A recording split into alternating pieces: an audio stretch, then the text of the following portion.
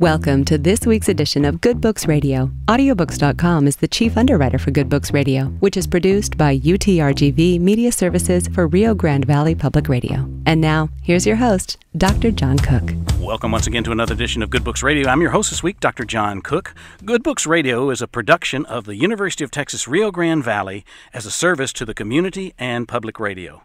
And with me today is Dr. Lorenzo Cohen, who's the Richard Haynes Distinguished Professor in Clinical Cancer Prevention and Director of the Integrative Medicine Program at the UT MD Anderson Cancer Center in Houston.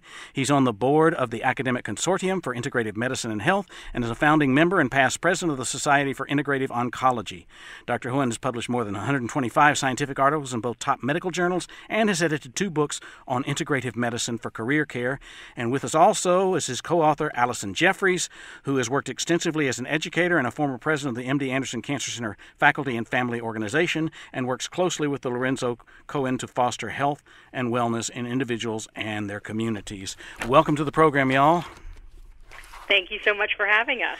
The book is Anticancer Living, Transform Your Life and Health with the Mix of 6. And I just have to say, as someone who's done several books on wellness, that the mix of 6 that y'all recommend is the same thing that's recommended for heart health, brain health, all other kinds of health. But there's something I want to bring up front about medicine, and that is, you mentioned in the first chapter that doctors across all disciplines have confided that they have long suspected that their patients' mental state and lifestyle plays an important role in the ability to survive cancer diagnosis and restore themselves to wellness. Why is it that there is not more focus in the practice of medicine on holistic wellness, on the social support, the diet, and the exercise? What is going on there? Well, that's a tough question, and in fact it is historically the case that there's been little focus in this area. However, I'm pleased to share that is changing. So the NCCN, the National Comprehensive Cancer Network, which is made up of the main designated cancer centers in our country, now mandate distress screening as what we could call the 6 vital signs. So you need to screen and have a care management plan to help manage the mental health needs of cancer patients. So you think, well, why is mental health related to cancer? Well, it is, and depression and anxiety and distress actually confer worse prognosis in an individual. So there is finally this recognition due to the overwhelming data that lifestyle factors really matter when it comes to cancer prevention, and as we use it when somebody has cancer, the term cancer control, being able to, as best we can, do everything possible to control that cancer and ideally get it out of the person's body. Mm-hmm. And it was heartening to hear so many of the stories that you have about people who had stage 4 this or that, or metastasized this or that, and the doctors were giving them 3 months to a year to live, and they're still alive and kicking 12, 20 years down the line. I want to get into that, but before we do, let's talk about the tobacco lesson. Tobacco is the cause of 14 different cancers, or is linked to at least 14 different cancers, and yet it's something that people just can't seem to get rid of. Well, it's a very complicated topic, of course, and it shouldn't be that complicated because it's one substance, and we know the absolute harms multiple cancers as well as other diseases like chronic pulmonary disease, cardiovascular, heart disease, stroke, etc. So it is. Ultimately, it ends up being political, and one of the challenges that we face in some of these other areas that we talk about in the book is they're even more complicated. So it's one thing to say tobacco, potentially sugar, individual things, but when we're talking about a whole lifestyle and trying to reinforce that becomes more challenging. However, on the positive side of the tobacco story, although far too many people continue to smoke and we permissively let the tobacco industry reinvent themselves and addict a whole new generation through other means of getting nicotine into people, this was a good example that if there is enough public pressure and governmental pressure and financial disincentives, we can put a huge dent in the harm caused by tobacco to our society. Now, that harm is now being exported to other countries where the tobacco industry is focusing their efforts. But it is an example of what happens when enough pressure is put on an industry. We can create change. Mm-hmm.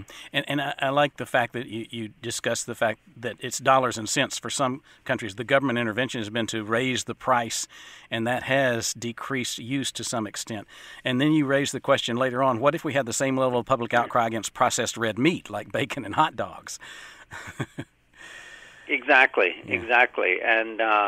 And we need to have that public outcry, and to try and put pressure on industries that don't have our health in their best interest. Mm-hmm.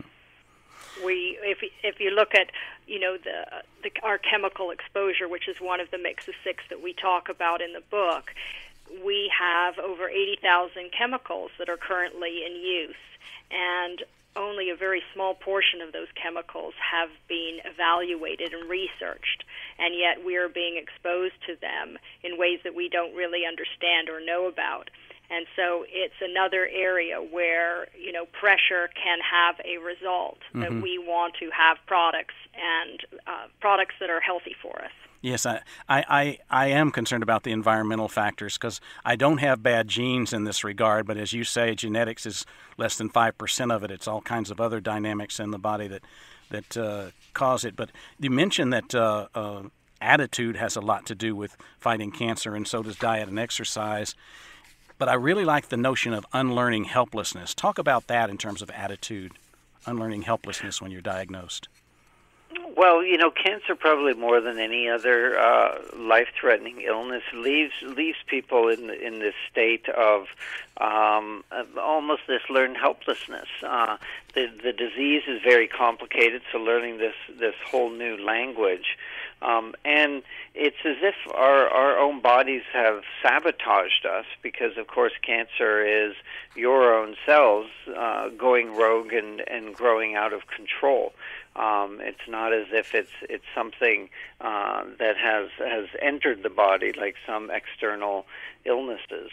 And as a cancer patient, there is a lot being done to you, and you need to make decisions relatively quickly, usually less quickly than people realize. There is time to think about what is the appropriate choice and make that choice alongside family and the professionals. But what is really, in some sense, hopeful, and the flip side of the helplessness is the hopefulness and the control that an individual can have. And this is what we try and lay out clearly in Anti-Cancer Living is, what is a good path forward that is based on the evidence to allow you to be more in the driver's seat than you ever thought could be possible. Mm-hmm. It's a lot of complex discussion here, and one of the things that struck me that I didn't realize is that cancer is kind of unique to each individual.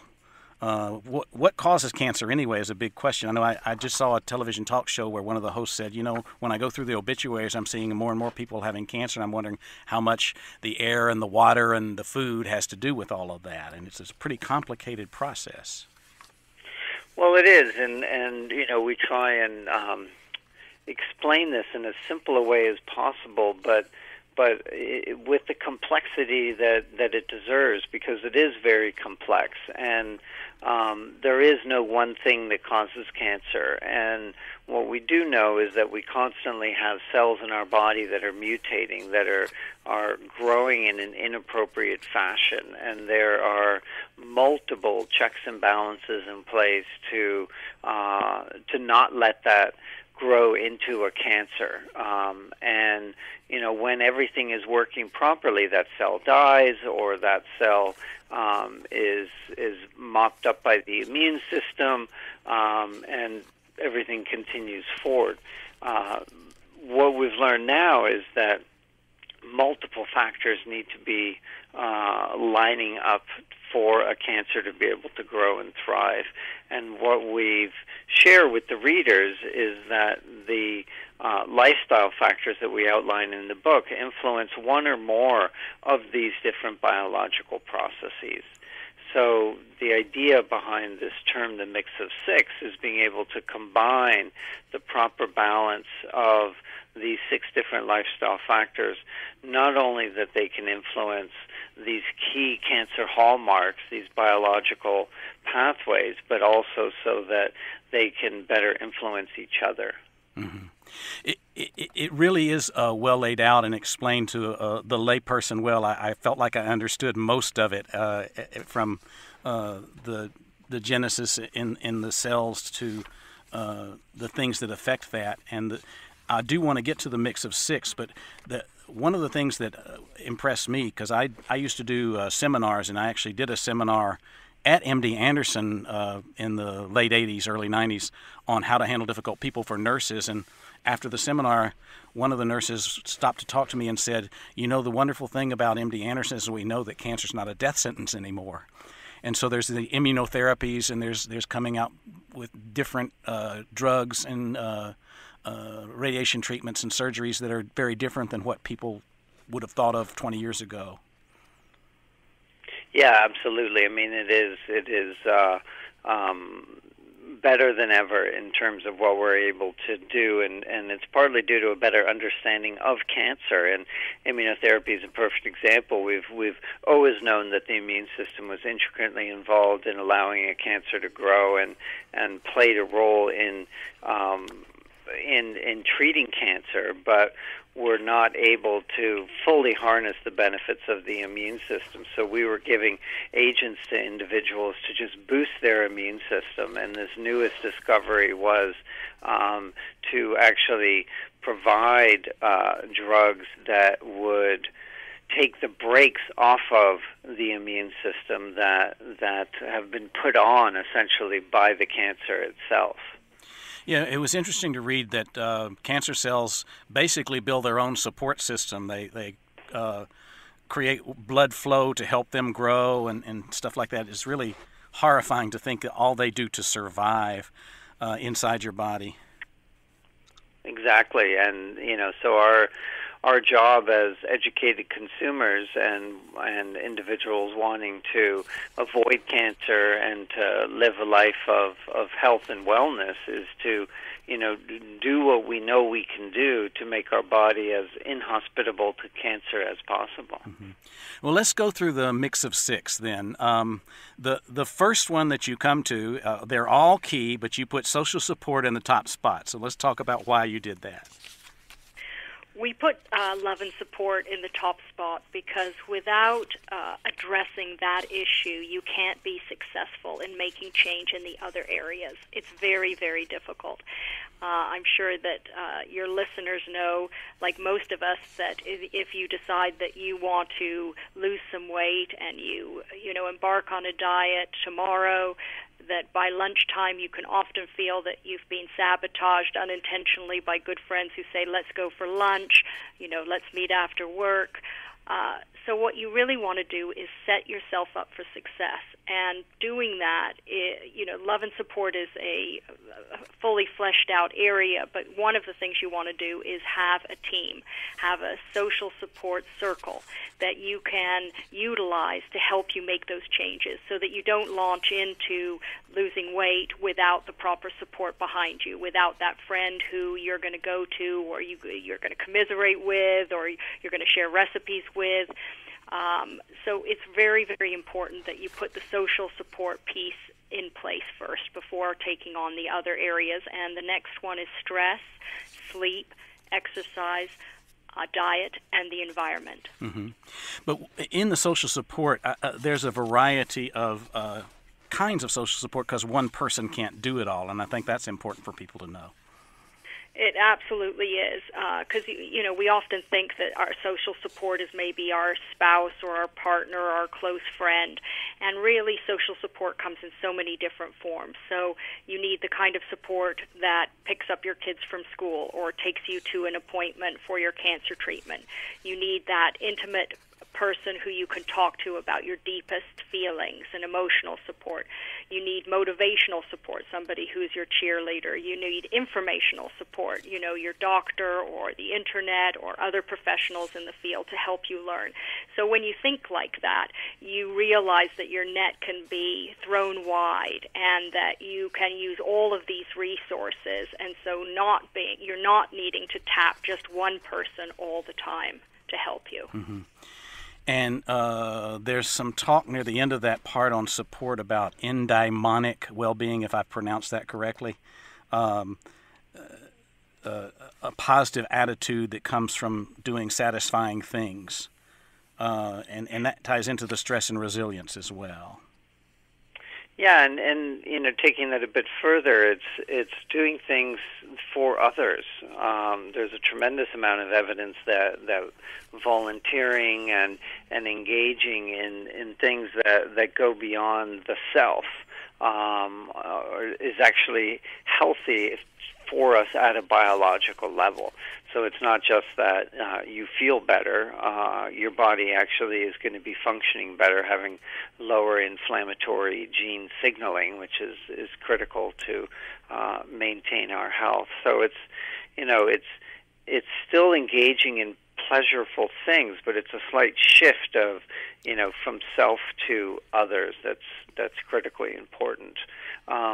We also know that can help to bring more meaning and purpose in life, and we also know that individuals who have more meaning and purpose, who are more connected to others, that is what truly brings happiness and is ultimately the antidote to loneliness. And you and Allison have written about the link between stress and cancer proliferation. The emotions of mortality are listed out, and I think there's something really powerful in that, and that's true of all kinds of holistic wellness. That stress is a key because it causes inflammation, because it causes so many other things that are part of the issue. And there's a big focus on meditation in this chapter on stress. So stress, we know, literally speeds the aging process. It impacts us at a cellular level. Essentially, every part of our body is negatively influenced by stress. So the key is, what do we do to try and dampen down the fight or flight response, the flooding of our body of stress hormones. And there are many strategies, meditation being one of them. And one of the benefits of meditation is you don't need a class, you don't need a gym, you don't need anything. You could literally do it standing wherever you are, just taking a moment and preferably multiple moments of time to take your brain offline and create a sense of calm. Mm-hmm. I do think that growing up in North America, meditation has not been part of what we normally have experienced here, and it's an area where I think a lot of people feel like they don't know how to do it, and so it's one of those areas where you can either engage a friend to look at it and try and figure it out online together, but also to go to a class every Saturday morning for 6 weeks to learn the practice so that then you can bring it back into your home. But if you're a self-starter, you can do it right away by going online, and there are thousands upon thousands of meditations available. Mm-hmm. I appreciate that you mentioned Qigong, which I had to Google because I had no idea what it was. And I found some videos that train you in how to do that practice. And I have done Tai Chi in the past, but this is like another form that can help one with stress as well. Well, and it's great to hear that you've Googled it and that you found the videos and you've, tried it out, because that's exactly how easy it is to do. Mm-hmm. And just discussing that with a friend and then doing it is a terrific step in exploring a new mind-body practice. Let's get to one that's also been treated in my books on brain health and heart health, and that is getting enough sleep. We need rest for recovery. The lymphatic system needs to do its stuff to prevent dementia, and there's just all kinds of things that sleep does for us that are healthy if we get enough. And that's the rub, is getting enough. And so what's enough? Well, the basic recommendations are minimum, and I'll say that again, minimum 6.5 hours. That's probably shortchanging yourself. And, there's that kind of sweet spot, 7, 7.5, 8, certainly individual differences. But it's clear that individuals who sleep 6.5 hours or less a night, adults, don't live as long and have modifications in their metabolism. It changes the way that we process food. It, of course, disrupts healthy relationships, decreases motivation for exercise. So, that's where sleep in and of itself has those direct effects, but also indirect effects on other areas of the mix of 6. Mm-hmm. And there's so much that mitigates against getting our 7 to 9 hours that most adults require, and that is blue light, having a TV in your bedroom, noise. There's so many things that keep us from getting a full night's sleep and getting through all the cycles of sleep. That's right.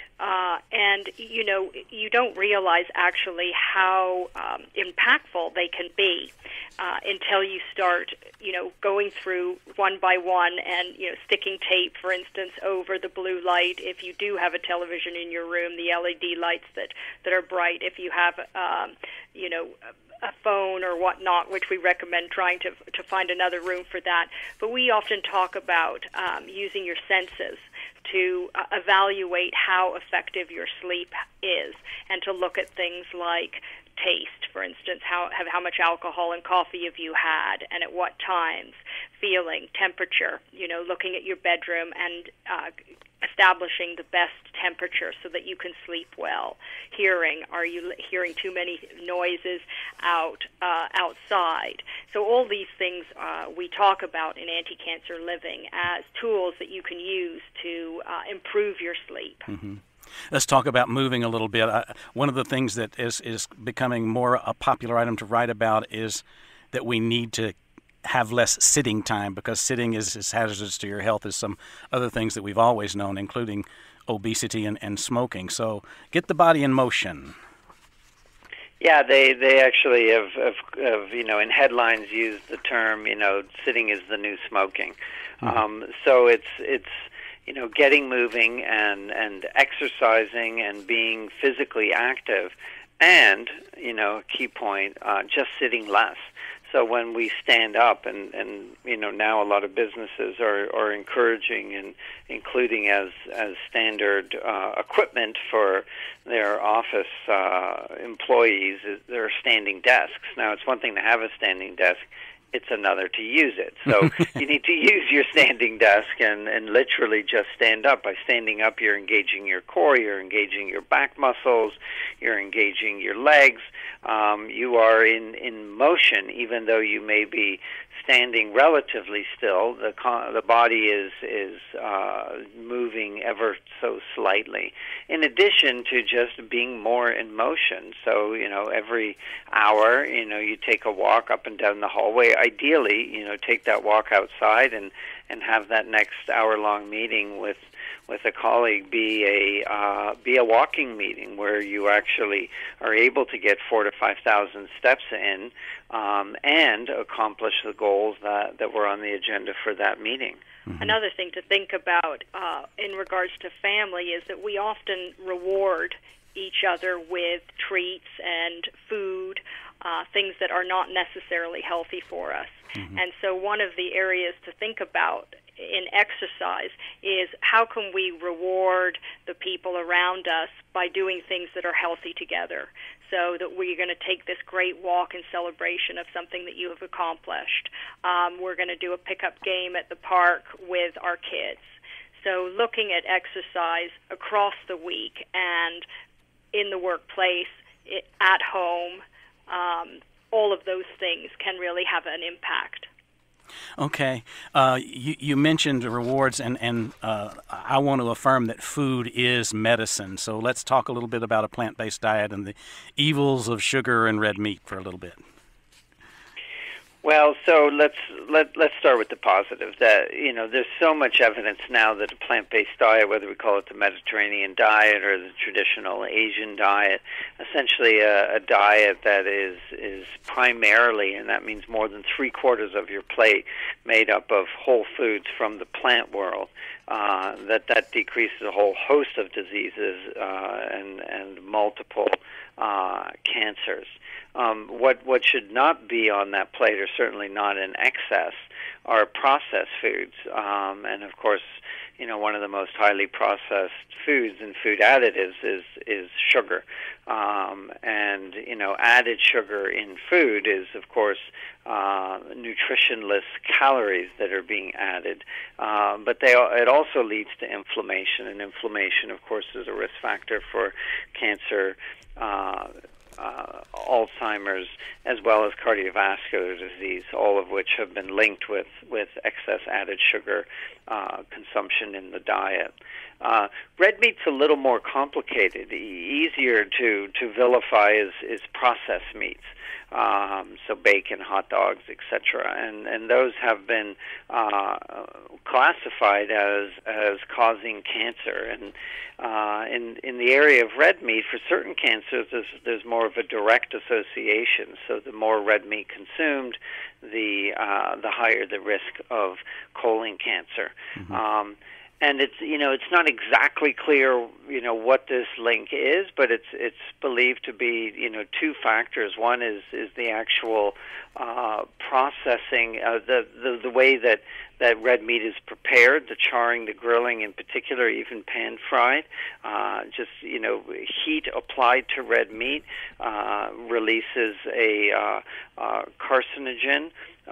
As well as how cows are raised in this country, which creates a tremendous imbalance in the cow's flesh of omega-6 and omega-3 fatty acids. Omega-6 fatty acids, which are abundant in conventionally raised cows, which is inflammatory in nature. Mm-hmm. And we've got about a minute left. I do want to say that the other pillar involves detoxifying your environment, and you have some great tips there for reducing household chemical exposures and filtering your water and reducing toxins in your body and interacting carefully with the larger environment. This is a great read. It's an important work, and I'm really grateful to you two for having put it together. We've been talking with Lorenzo Cohen and Allison Jeffries. The book is Anticancer Living, Transform Your Life and Health with the Mix of Six. It's a read that anybody can understand, and I think it's very helpful in terms of your overall wellness. I'm your host, Dr. John Cook. I remind you, if you don't hear our regularly scheduled broadcast, you can also find us on YouTube at Good Books Radio, Strong and Cook. Thanks for listening, and make it a great day.